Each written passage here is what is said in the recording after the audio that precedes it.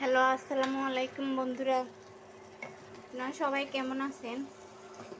আলহামদুলিল্লাহ, আমি তো আগের থেকে অনেক ভালো আছি, সুস্থ আছি।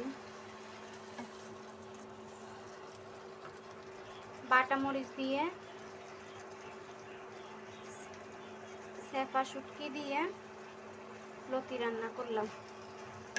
হাতে মেখে সব কিছু দিয়ে দিছি, পেঁয়াজ, রসুন, আদা, জিরা, আলু সব কিছু হাতে মেখে একবারে বসাই দিছি।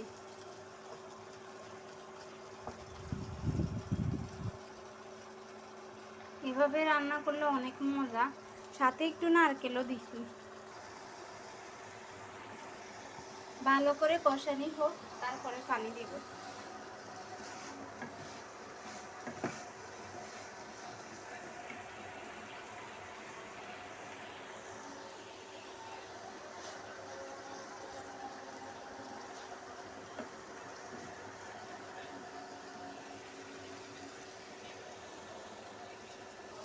ভালো করে কষানি হয়ে গেছে, এখন পানি দিয়ে দিব।